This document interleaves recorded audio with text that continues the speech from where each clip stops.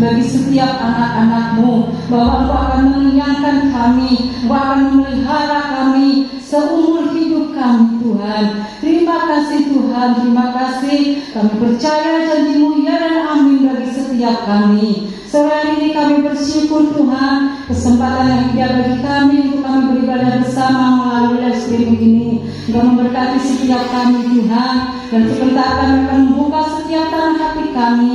Biar Engkau memberikan kepada kami setiap hati yang subur, sehingga firman-Mu sebentar yang akan kami terima boleh tertanam dalam setiap hati kami, boleh bertumbuh, boleh berdampak dalam kehidupan kami, boleh membawa kami semakin hari semakin sempurna dalam Engkau.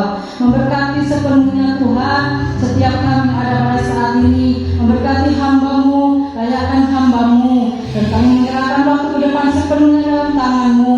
Biar setiap kami yang ada pada saat ini, kami boleh menerima firman-Mu dengan iman dan percaya.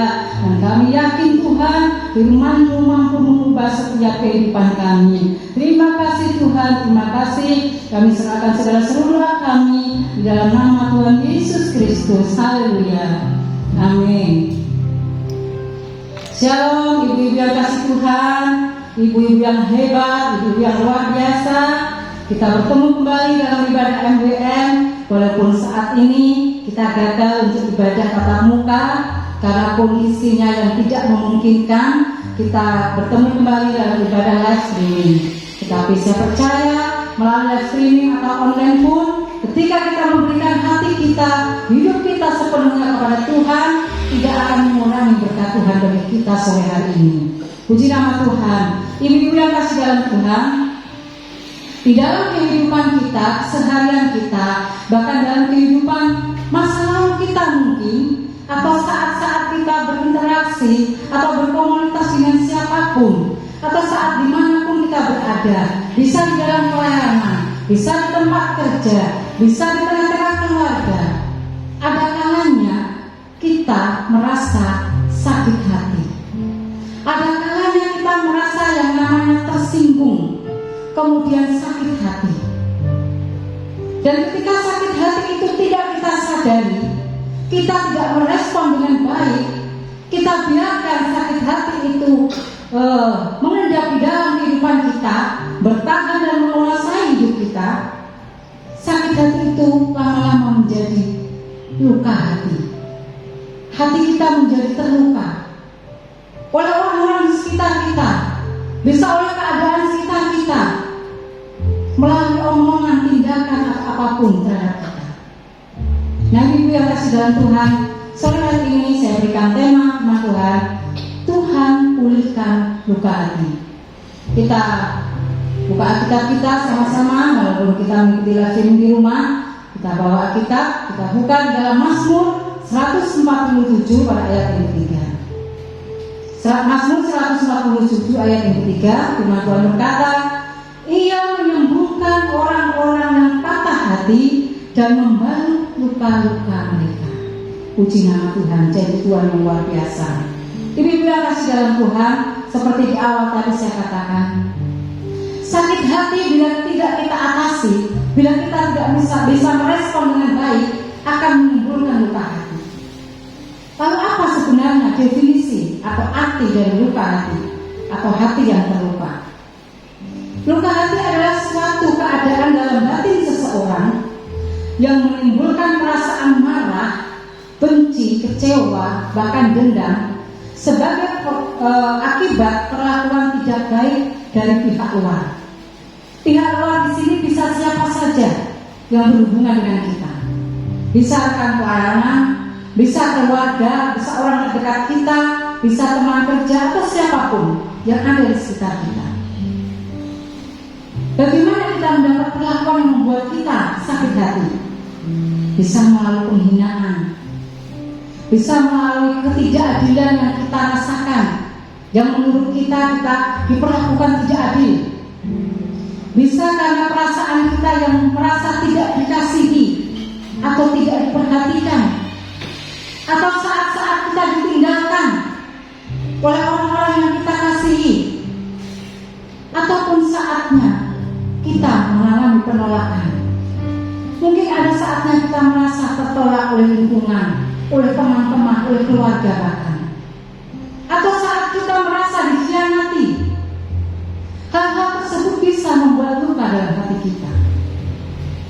Dan ketika hati kita terluka, maka ada dampak dalam kehidupan kita. Kita mulai menyimpan dendam, kita mulai depresi, stres, kita mulai sensitif, mudah tersinggung. Walaupun sebetulnya mungkin orang lain tidak bermaksud menyinggung kita, tapi karena posisi kita, hati kita sedang terluka, kalaupun sama orang lain yang bukan melukai kita, kita bisa sensi. Kemudian kita susah bergaul dengan orang lain, kita lebih suka menyendiri, sehingga akhirnya kita menjadi apatis, kita menjadi cuek, acuh tak acuh terhadap lingkungan sekitar. Ibu yang kasih dalam Tuhan, kadar luka hati seseorang itu sebetulnya tidak ditentukan oleh seberapa dalam orang lain menyakiti kita atau seberapa besar orang lain menyakiti kita. Mungkin kita pernah mendengar perkataan orang-orang, ya maklumlah kalau dia terluka, soalnya perlakuannya segitunya sih, sampai nemen kebangetan. Sebetulnya luka hati atau kadar luka hati itu bukan ditentukan oleh itu, tetapi lebih ditentukan oleh bagaimana respon atau sikap hati kita terhadap perlakuan orang lain dan perlakuan orang lain terhadap kita. Jadi bukan seberapa dalam mereka menyakiti kita, tapi bagaimana respon dan sikap hati kita. Terkadang orang hanya bermaksud bercandaan, tetapi karena kita meresponnya dengan pikiran yang negatif dan semula bercandaan, kita jadi terluka beneran. Kita ambil contoh saja dalam Alkitab, seorang yang bernama Yusuf. Kita tahu bagaimana kisah kehidupan Yusuf. Kalau dibilang Yusuf punya banyak sekali alasan, punya alasan yang kuat untuk dia terluka hatinya. Karena apa? Karena dia menerima perlakuan-perlakuan yang tidak adil di tengah-tengah keluarganya. Dia tidak dikasihi, dia tidak diperhatikan. Kalau oleh orang luar masih maklum, nggak ketemu kok tiap hari, nggak masalah. Tetapi Yusuf, dia tertolak di tengah-tengah keluarganya. Dia tidak dikasihi oleh orang-orang di sekitarnya, orang-orang terdekatnya, saudara kandungnya sendiri. Bahkan sampai menimbulkan inisiatif bagi mereka untuk menyingkirkan Yusuf, membunuh Yusuf. Lalu akhirnya dia menjadi budak. Dan penderitaan panjang yang dialami oleh Yusuf bisa membuat dia menjadikan itu sebagai alasan untuk dia sakit hati, untuk dia memiliki luka hati yang dalam. Karena penderitaan yang dialaminya, dia harus masuk penjara, dia harus menjadi budak, sesuatu yang tidak gampang dan sesuatu yang tidak ringan untuk dihadapi Yusuf. Tetapi di dalam Alkitab tidak disebutkan kalau Yusuf merasa sakit hati, kalau Yusuf menyimpan dendam pada keluarganya, tidak. Dia memiliki respon yang positif. Bahkan di ayat di sini dikatakan pada pasal 42 kalau tidak salah dikatakan bahwa Tuhan mengizinkan dia untuk dibawa mengalami semuanya itu karena Tuhan mau pakai dia untuk menyelamatkan keluarganya. Tuhan punya rencana indah. Jadi rencana-rencana buruk saudara-saudaranya Tuhan ubahkan menjadi rencana indah. Karena dipakai Tuhan untuk menyelamatkan bukan saja keluarganya, tetapi bangsa Israel ketika mengalami kelaparan. Jadi respon Yusuf yang positif ini, respon Yusuf yang sikap hatinya yang baik ini, dia tidak memiliki luka hati yang dalam. Mungkin saat itu sebagai manusia ada sedikit sakit hati, tetapi dia tidak menyimpannya dan dia tidak membiarkan sakit hati itu menguasai kehidupannya. Lain lagi dengan Kain. Ketika Kain memberikan persembahan kepada Tuhan dan Tuhan tidak berkenan kepada persembahannya, padahal dia tidak disakiti oleh Habel, tetapi dia merasa disakiti, dia merasa tidak diperlakukan tidak adil oleh Tuhan. Dia marah, dia kecewa, dan Tuhan sudah memberikan peringatan kepada dia. Kain, kenapa mukamu merah? Itu seharusnya menjadi warning bagi Kain. menjadi peringatan bagi Kain. Tuhan memberikan peringatan secara tidak langsung. Ketika saat itu dia memiliki respon positif, harusnya dia berbenah diri. Oh ya, kenapa aku malah seperti ini? Ini kan haknya Tuhan. Mungkin persembahan kurang baik, kurang berkenan di hadapan Tuhan, karena ada sesuatu yang kurang. Tetapi tidak, dia tidak peka dengan teguran Tuhan. Dia tetap dikuasai amarah dan sakit hati, sampai akhirnya dia melakukan hal yang tidak berkenan di hadapan Tuhan. Dia membunuh saudaranya sendiri. Jadi luka hati yang dalam itu bisa membuat seseorang melakukan tindakan nekat, tindakan kriminal, melakukan dosa di hadapan Tuhan. Ini yang dikasih dalam Tuhan.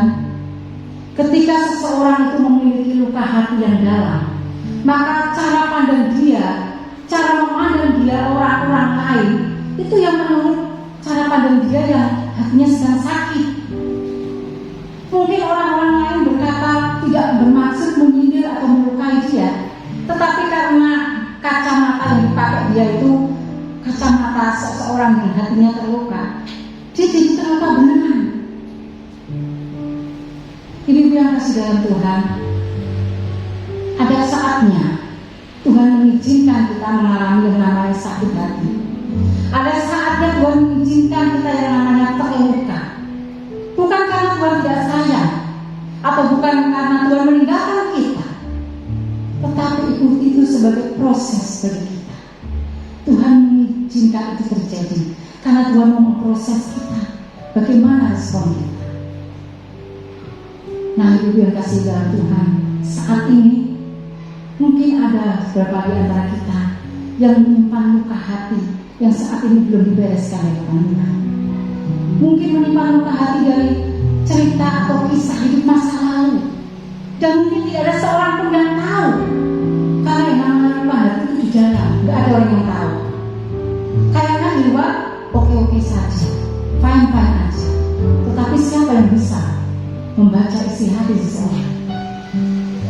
Tetapi ibu yang kasih dalam Tuhan, kabar baik pada sore hari ini, kalau mungkin kita ada dalam posisi saat ini, kita mau belajar kepada Tuhan bagaimana caranya supaya Tuhan membebat hati kita. Bukan hanya membebat, tetapi Tuhan menyembuhkan dan memulihkan luka hati kita. Ada beberapa hal yang perlu kita lakukan. Yang pertama yaitu datang kepada Tuhan.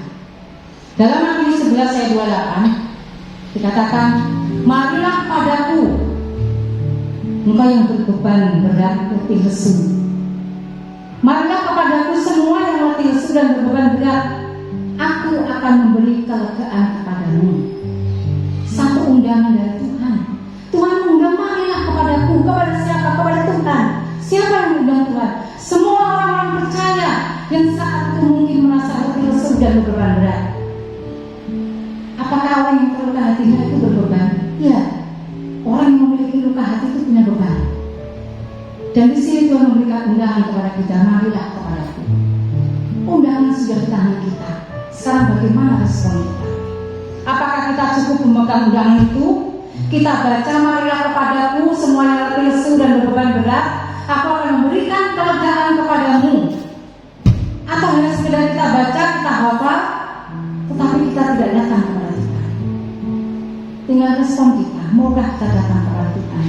Karena Dia berjanji akan memberikan kelegaan kepada kita. Dan ketika kita sudah ambil keputusan, ya, aku mau datang kepada Tuhan. Dengan apa kita mau datang kepada Tuhan? Apa kita hanya datang sekedar datang kepada Tuhan? Tentu tidak. Kita tidak bisa datang kepada Tuhan dengan asal-asalan. Datang kepada Tuhan yang pertama harus dengan iman percaya. Ketika kita sudah merespon undangan Tuhan, kita datang kepada Tuhan, datanglah dengan iman dan percaya. Karena ketika kita datang kepada Tuhan tanpa iman dan percaya, hal itu akan sia-sia. Kita tidak akan menerima kelegaan dari Tuhan.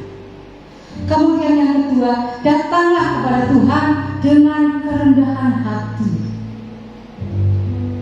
Karena orang yang sombong, orang yang tinggi hati, gak bisa diproses Tuhan, gak bisa dibentuk Tuhan. Datang kepada Tuhan dengan membawa keakuannya, datang kepada Tuhan dengan membawa kesombongannya, gak bisa. Ketika kita kita datang pada Tuhan, datanglah dengan kerendahan hati, minta ampun sama Tuhan, ampuni kesalahan kita. Jangan kita dia yang salah kok, dia yang menyakiti aku kok. Kita datang dengan kerendahan hati, kita minta ampun kepada Tuhan apabila memang ada kesalahan yang tanpa kita sadari kita perbuat. Kita minta ampun kepada Tuhan atas kesombongan kita selama ini yang mungkin menolak undangan Tuhan. Kemudian yang ketiga, datanglah kepada Tuhan dengan membawa ucapan syukur. Kita tidak bisa memenuhi undangan Tuhan dengan datang terpaksa.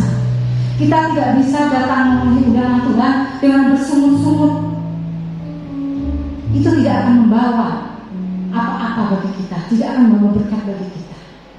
Jadi ketika kita datang kepada Tuhan, datanglah dengan iman dan percaya, datanglah dengan kerendahan hati, kemudian datanglah dengan ucapan syukur bagi Tuhan. Mungkin kita bertanya, kalau kita sudah datang kepada Tuhan, apa yang akan kita dapat? Ketika kita datang kepada Tuhan, kita akan mendapat kekuatan dari Tuhan. Ketika kita datang kepada Tuhan, kekuatan yang baru akan Tuhan berikan bagi kita. Ketika kita datang kepada Tuhan, Dia yang akan mengatur langkah hidup kita sepenuhnya. Dia yang akan mengendalikan kehidupan kita. Seperti pujian tadi, Tuhan menetapkan langkah-langkah orang. Mazmur 37 ayat 23. Tuhan menetapkan setiap langkah-langkah orang. Ketika kita datang kepadanya, Dia yang akan mengatur kehidupan kita, dan kita pun akan mendapat satu pengharapan dalam jalan Tuhan. Kemudian bagaimana cara mengatasi luka hati? Yang pertama adalah datang kepada Tuhan.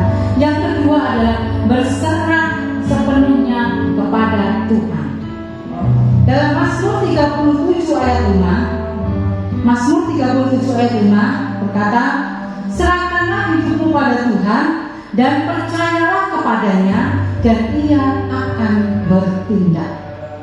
Di sini dikatakan serahkanlah hidupmu kepada Tuhan. Alkitab tidak mengatakan serahkanlah masalahmu kepada Tuhan, tidak mengatakan serahkanlah bebanmu kepada Tuhan, tetapi Firman Tuhan minta supaya kita menyerahkan hidup kita.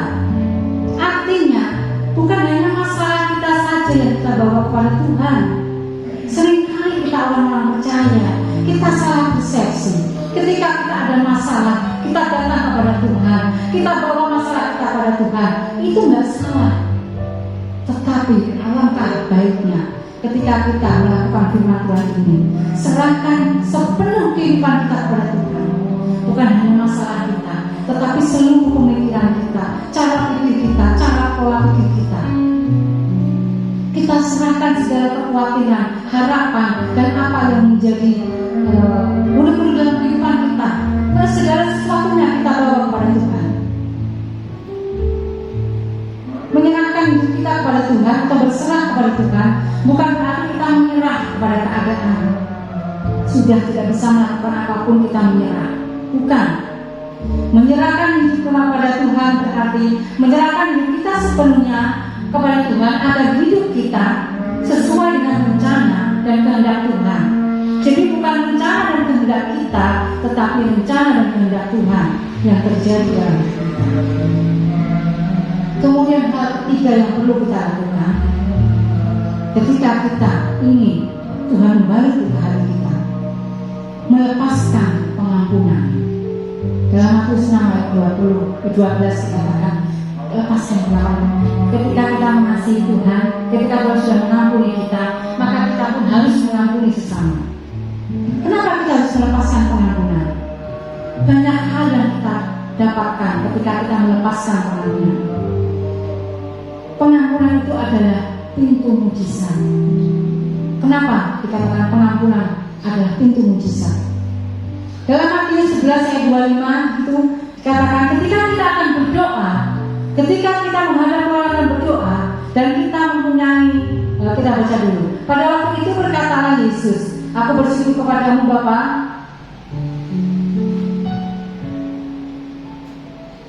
Matius 11 ayat 25 dan 26. Kalau 26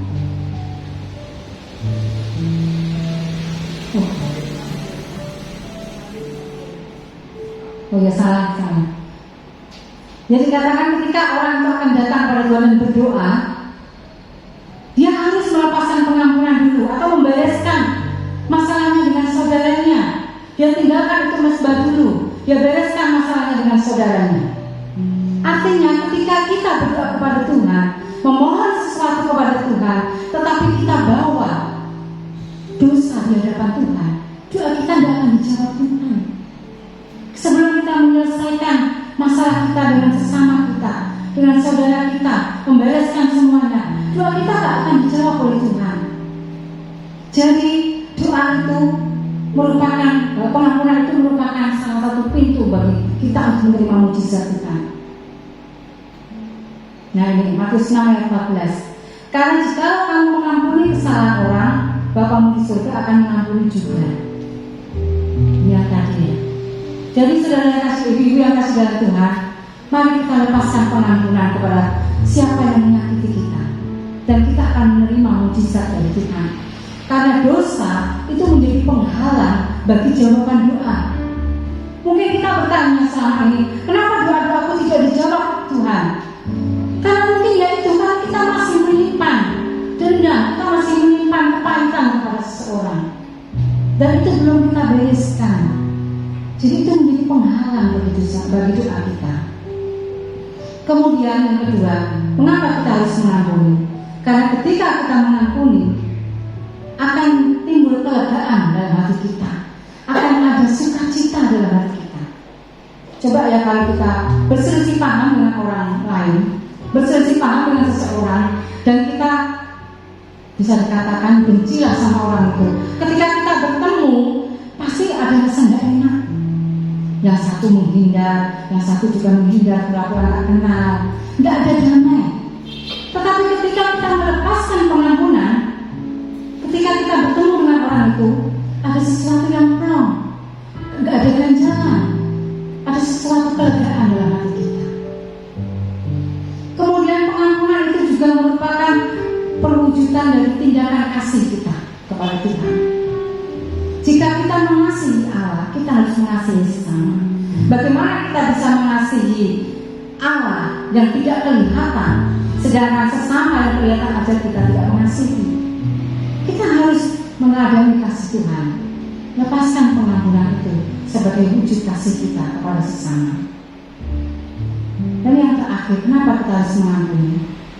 Ketika kita mengampuni, kita menyerahkan semuanya ke dalam tangan Tuhan. Jadi ketika kita melepaskan pengampunan, kita tidak usah lagi menghakimi. Orang itu begini, atau moga-moga orang itu ngene-ngene. Itu lebih parah. Kita tidak usah menyimpan dendam atau nanti terima pembalasan. Kita tidak perlu menghakimi, karena menghakimi dan pembalasan itu urusan Tuhan, bukan urusan kita, bukan hak kita. Kita lepaskan pengampunan, kita baik kepada mereka, Tuhan yang akan bertindak, karena hukum tabur itu tetap ada. Jadi ibu yang kasih dalam Tuhan, sore hari ini saya tidak tahu di antara kita mungkin masih ada sisa-sisa luka hati dalam kehidupan kita. Kita mungkin terluka oleh orang yang kita kasihi, yang mengkhianati kita. Kita mungkin terluka oleh orang-orang terdekat kita.